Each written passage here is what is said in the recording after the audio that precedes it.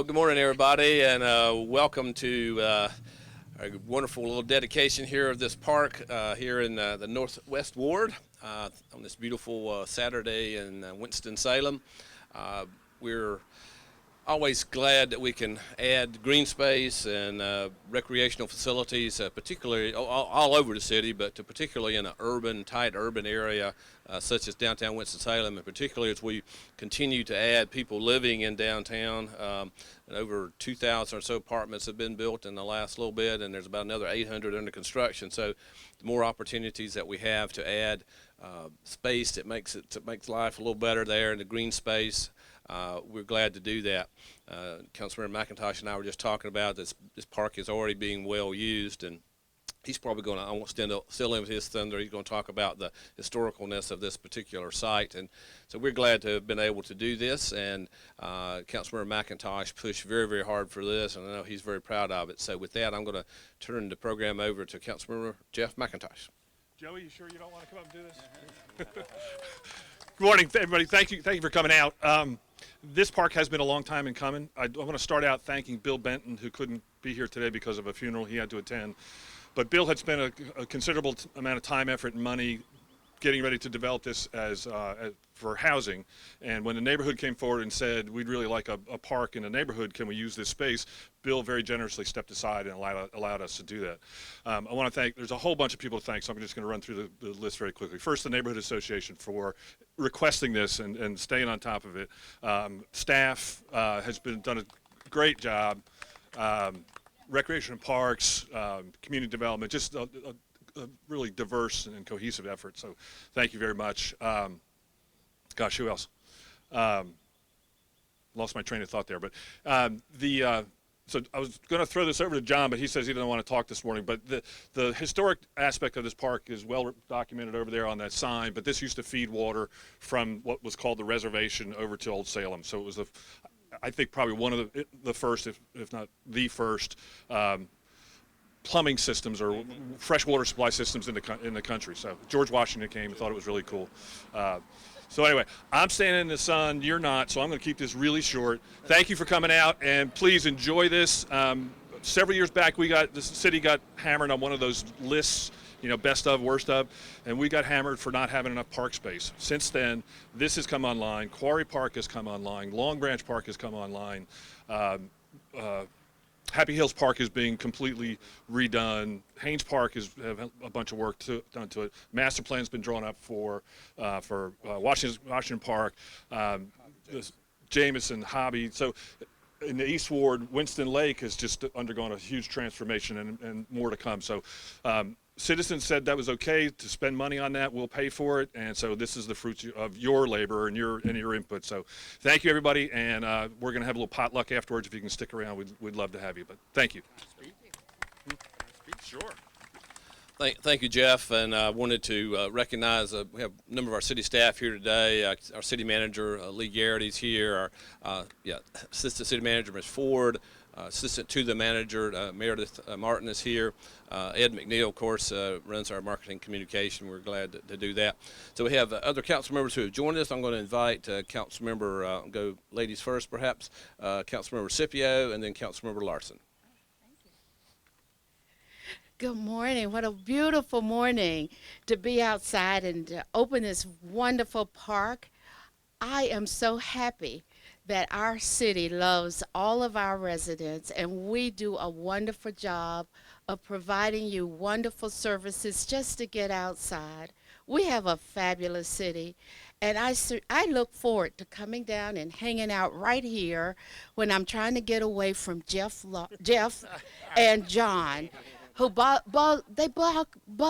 me every day. And so I'm going to run away down here and enjoy this. And congratulations to this neighborhood. I wanted to remind this neighborhood that in 1994, Leadership Winston-Salem honored this neighborhood as being a leader in community engagement and community development. And I'm happy that you have continued it. So thank you very much, and here's John. Well, Annette, if you didn't come into City Hall every day and Jeff and I would have to lean on you all the time.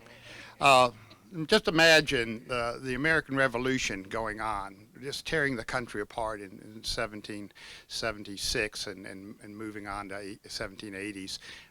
And during that time of turbulence and economic uncertainty, the one thing the Moravians decided they were going to do is build a waterworks system. And it's sort of a tribute, I think, to their determination and durability that they were going to prevail on this particular location. From the get-go, waterworks were an essential part not only for fire protection, which is one of the primary reasons, but also, of course, for drinking water, cooking, and what have you. The site has an interesting subsequent history.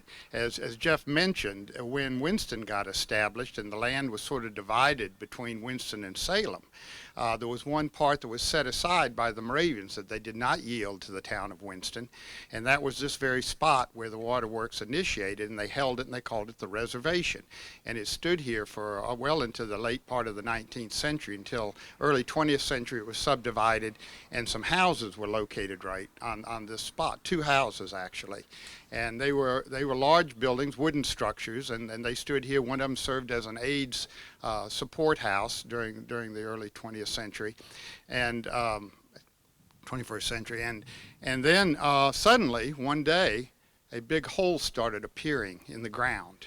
And everybody said, well, what is that all about? And they came and looked, and of course what they'd forgotten over that whole period of time was this was the reservation, and there was a creek running underneath there. And as creeks have a tendency to do, and Mother Nature does, they prevail over time. And the pipes had collapsed, and the sinkhole developed, and it was threatening the foundations of the 2 buildings, and engineers were brought in. Old Salem sent in their archaeologists, started poking around, and what they found was the ruins of the old reservoir, which had been used to collect the water to send down to Salem, to about a mile away here. And the decision was finally made that the houses could not be saved. And that sort of vacated the land, which picks up where Jeff talked about the potential of building new structures on here. And people began to ask, well, why are we building back on top of a creek again, and what are we doing here?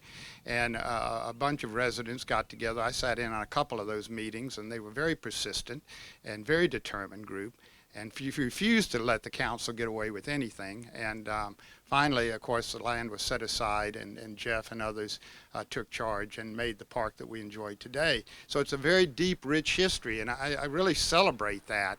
The plaque went up in 11, is that what we said, 2011?